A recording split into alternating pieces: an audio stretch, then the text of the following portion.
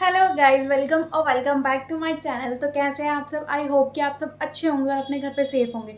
So guys, आज मैं इस वीडियो में आपको बताने वाली हूँ कि काफ़ी लोगों की क्वेरी थी कि मैं इतने दिन से कहाँ थी। जो लोग मुझसे जुड़े हुए हैं वो मुझसे पूछ रहे थे कि मैं इतने दिन से कहाँ थी, कोई अपडेट क्यों नहीं दे रही, कोई वीडियो क्यों नहीं अपलोड कर रही थी। तो मैं इस वीडियो में वो सारी चीज़ें बताऊँगी। ऑल्सो मैं ये भी बताऊँगी कि आगे कौन कौन सी वीडियो आने वाली है और अब रेगुलर बेसिस पे वीडियोज़ आएंगी।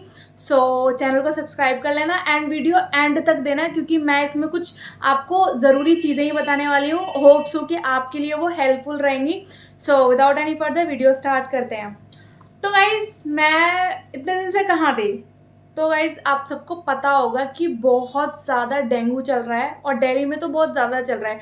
जो लोग न्यूज़ देखते होंगे या नॉर्मली भी सबको पता होगा कि डेंगू काफ़ी ज़्यादा चल रहा है। लगातार केस इंक्रीज होते जा रहे हैं डेंगू के।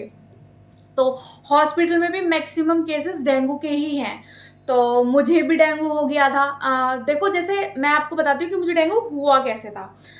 मैं अपना नॉर्मली काम सारा घर का करके एंड खाना खा के लेटी। लेटने के बाद मुझे एकदम से ठंड लगने लगी। ठंड लगी तो मैंने ब्लैंकेट ले लिया, ब्लैंकेट ओढ़ के लेट गई। उसके आधे एक घंटे बाद मुझे फीवर आ गया और फीवर बहुत तेज़, और मुझे ठंड भी लग रही थी। तो गाइज, जो मुझे सिम्टम्स हुए ना, ऐसा ज़रूरी नहीं है कि सबको वही सिम्टम्स हो, क्योंकि सबकी बॉडी अलग अलग होती है। तो सबके सिम्टम्स भी अलग अलग होते हैं। बस कई कुछ एक दो चीज़ें होती हैं जो सेम होती है। लाइक बुखार तो आता ही है स्टार्टिंग में, ठीक है। तो मुझे बुखार आया, फिर मैंने तभी अपना टेम्परेचर चेक किया तो मुझे 103 बुखार था, ठीक है। तो सुन तो रहे ही थे कि डेंगू चल रहा है, तो दिमाग में भी वही चीज़ आया पहले। तो हमने पैरासीटामोल ले ली, मैंने पैरासीटामोल खा ली, ठीक है। उसके बाद मेरा फीवर उतर गया। उसके बाद शाम को, मॉर्निंग में मुझे फीवर आया था, फिर मुझे शाम को फीवर दोबारा आ गया। अब फीवर के साथ मुझे सर में इतना ज़्यादा हेडेक और पूरी बॉडी में पेन, बॉडी शिवर कर रही थी और सर में दर्द इतना ज़्यादा था कि सर फटा जा रहा था दर्द के मारे। और बैक में पेन, ऑल्सो मुझे पेट में भी बहुत ज़्यादा पेन था, ठीक है। तो उसके बाद जैसे तैसे करके 2 दिन निकले, क्योंकि जैसे डेंगू का टेस्ट बताते हैं तो वो 2 या 3 दिन बाद बताते हैं कि तभी रिपोर्ट में आता है डेंगू टेस्ट, ठीक है। तो 2 दिन बाद तो मुझसे इतना बर्दाश्त नहीं हो रहा था पेन, तो घर पे डॉक्टर को बुलाया, उन्होंने ब्लड टेस्ट लिया, मेरा ब्लड लिया एंड देन शाम को रिपोर्ट आई तो उसमें डेंगू था। एंड उसके बाद गाइज, उसमें ना प्लेटलेट्स भी मेरी कम हो गई थी। डेंगू में मोस्टली एक चीज़ कम होती है, जो होती है प्लेटलेट्स, ठीक है। तो जैसे कि 1,00,000 या 2,00,000 से ऊपर होती है ना, तब तो ठीक है, बट अगर उससे नीचे होती है ना तो प्रॉब्लम होती है, वीकनेस आती है बहुत ज़्यादा।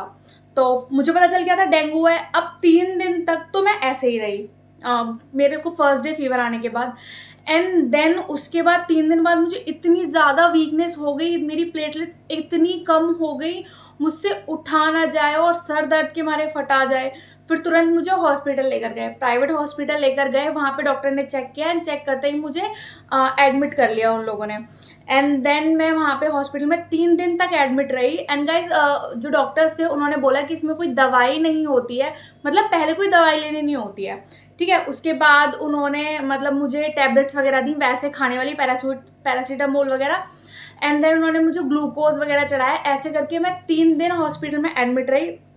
एंड मेरी प्लेटलेट, जब मैं एडमिट हुई तो मेरी प्लेटलेट्स 35,000 थी, बहुत ज़्यादा कम थी। और मुझसे इतनी वीकनेस थी कि मुझसे उठा भी नहीं जा रहा था, बैक में, पेट में काफ़ी ज़्यादा पेन था। एंड फिर 3 दिन तक हॉस्पिटल में एडमिट रही तो मेरा बीपी, मेरा शुगर एंड मेरा ब्लड टेस्ट, ये लगातार सुबह शाम रोज़ होता था।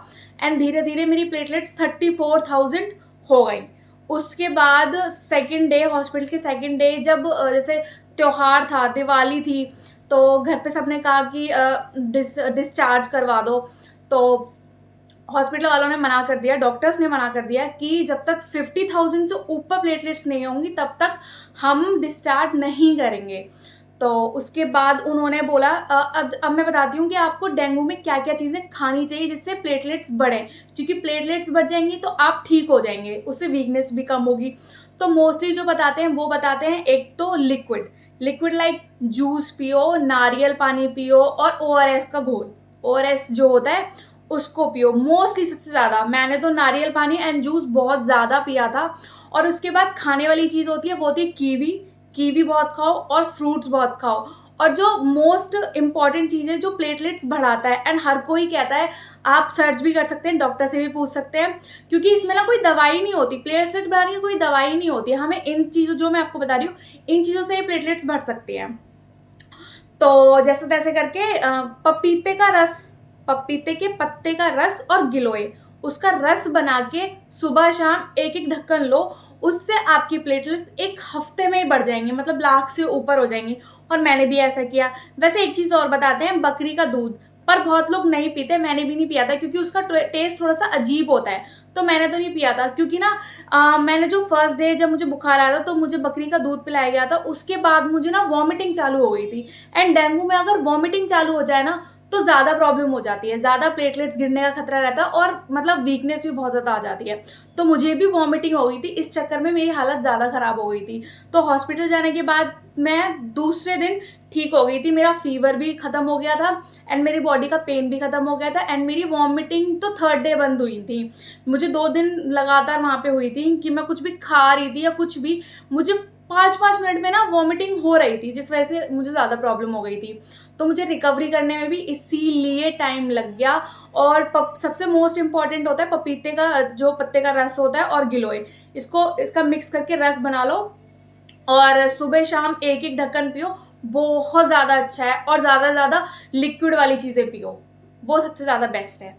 तो ऐसे करके जैसे तैसे करके हफ्ते 2 हफ्ते में मुझे मतलब मेरे शरीर में जान आई, रिकवरी हो पाई इतने टाइम बाद। मतलब ये लगा लो 15-16 दिन मुझे लग गए रिकवरी होने में।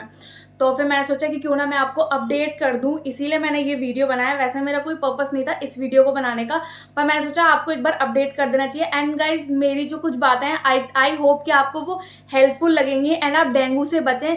विंटर्स भी थोड़ी थोड़ी आ रही हैं, तो हमेशा ध्यान रखें कि फुल स्लीव्स के कपड़े पहने, एंड दिन में ही ये मच्छर ज़्यादा काटता है, तो ऑल आउट वगैरह एंड ये चीज़ें ना रखें अपने पास, ऑन करके रखें, जो कि काफ़ी हेल्पफुल रहती हैं। और बस यही था, ऐसे तैसे करके मैं डेंगू से निकली, मेरी रिकवरी हुई।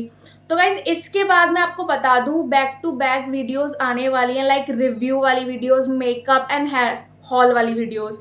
तो चैनल को सब्सक्राइब कर लेना। अगर मेरी ये वीडियो आपको थोड़ी भी हेल्पफुल लगी है तो प्लीज़ एक लाइक ज़रूर करना, क्योंकि अगर आप एक लाइक करोगे ना तो मुझे मोटिवेशन मिलता है कि मैं आगे वीडियो बनाऊँ।